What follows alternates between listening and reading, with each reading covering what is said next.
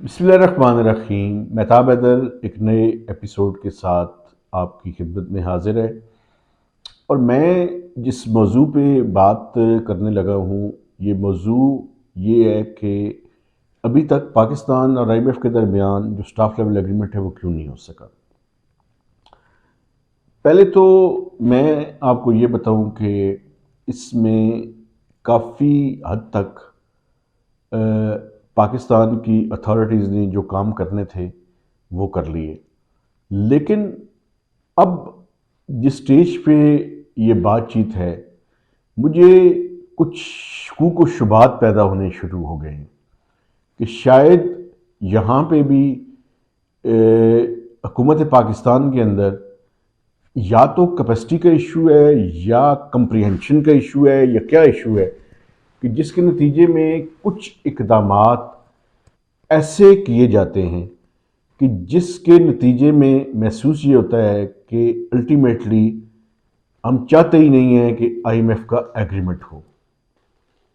کیونکہ اس کی وجہ یہ ہے کہ آپ یہ دیکھیں کہ ایک ایسے وقت میں جب ہم نے سارے مشکل فیصلے کر لیے، بجلی کی قیمت، گیس کی قیمت، 170 روپے کے ٹیکسز، روپے کا فری فال، اس کے علاوہ ڈسکاؤنٹ ریٹ بڑھایا، اس کے علاوہ مطلب میسو قسم کا ہم نے دیکھا کہ روپیہ جو ہے وہ ڈیپریشیٹ ہوا، سب کچھ کرنے کے بعد ہم ہر دفعہ جب آئی ایم ایف کے سٹاف لیول ایگریمنٹ کے قریب پہنچتے ہیں تو کوئی ایسا قدم اٹھاتے ہیں کہ جس کے نتیجے میں وہ آئی ایم ایف کو بھی ایک ایکسکیوز مل جاتا ہے کہ وہ اس پروگرام کو مزید ڈیلے کر دے۔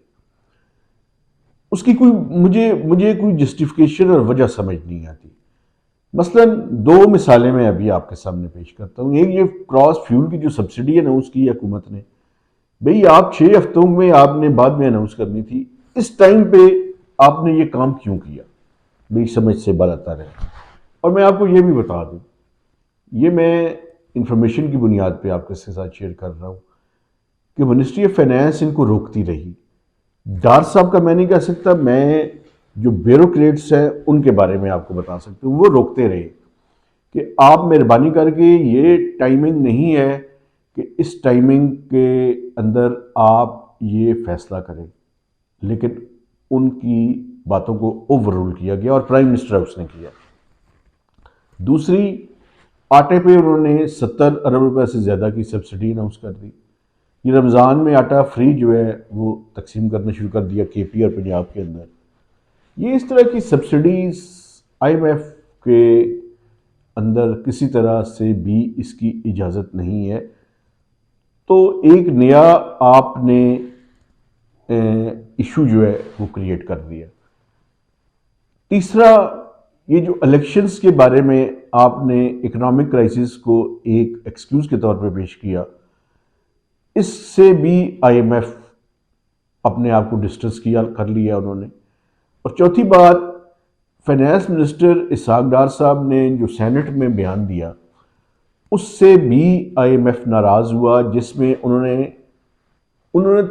نے ایک سوال کے جواب میں یہ کہا کہ ہمیں جو ڈکٹیشن دینے کی کوشش کر رہے ہیں کہ کیسا نیوکلیئر پروگرام اور کون سی رینج کی میزائل ہم رکھیں، تو ہم کسی کی بات نہیں مانیں گے۔ آئی ایم ایف اور اس بات کو جوڑ دیا گیا، جو کہ میں سمجھتا ہوں دو مختلف باتیں تھیں۔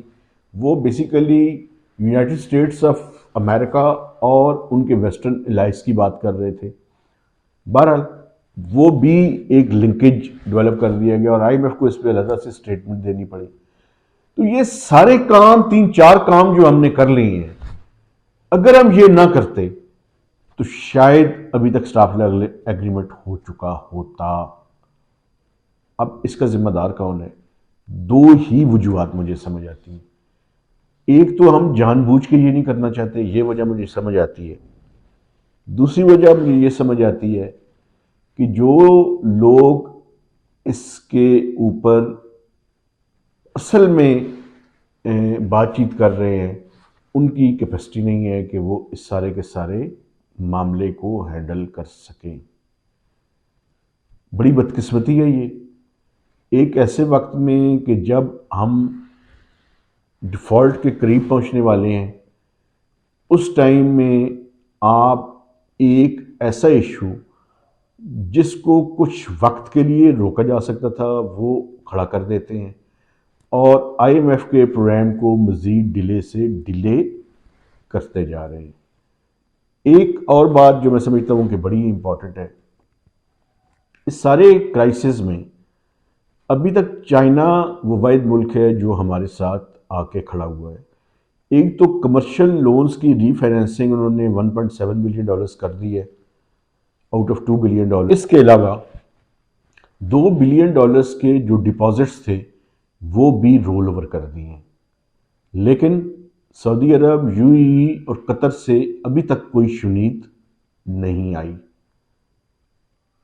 جو اسٹریٹجک ڈیپتھ تھی وہ میرے خیال میں ہمارے لیے کوئی فائدہ مند ثابت نہیں ہو رہی اس ٹائم۔ تو اپنے آپ کو ری الائن ود نیو ریئلٹیز جو ہے وہ کرنے کی ضرورت ہے، ایک سول سرچنگ کی ضرورت ہے، اپنی ڈپلومیٹک ایفرٹس کو ٹھیک کرنے کی ضرورت ہے، اور سب سے بڑھ کر اپنے ملک کے اندر جو ریئل اکنامک ریفارمز ہیں اس پہ across the board political consensus develop کر کے ان کو آگے بڑھانے کی ضرورت ہے۔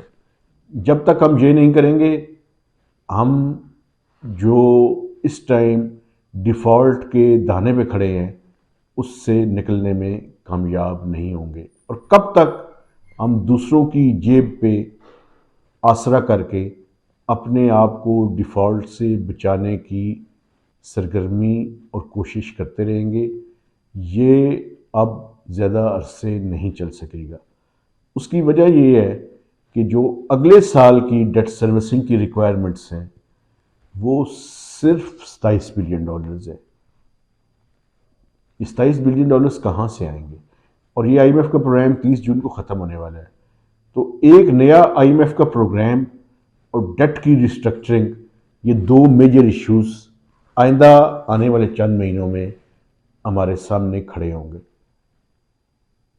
تو اس ٹائم میں ایک اس طرح کی پالیسیز کہ جہاں پہ ہم اپنے ایلیٹس کو کسی طرح کی مشکل میں نہ ڈالیں، یہ ممکن نہیں ہے۔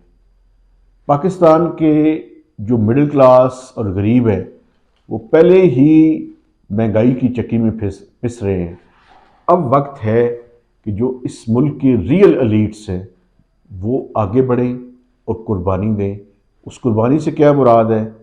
اپنا ٹیکس ایمانداری کے ساتھ دیں، اور اس ملک میں ہم مینوفیکچرنگ سیکٹر کی طرف اور انڈسٹریلائزیشن کی طرف اس ملک کو لے کر جائیں، اگر ہم نے ڈیفالٹ سے بچنا ہے۔ اگر نہیں بچنا تو سٹیٹس کو کے ساتھ ان چیزوں کو نہیں چلایا جا سکے گا۔ تو مہتاب حیدر کو نئے ویلاگ تک اجازت دیجیے۔ خدا حافظ۔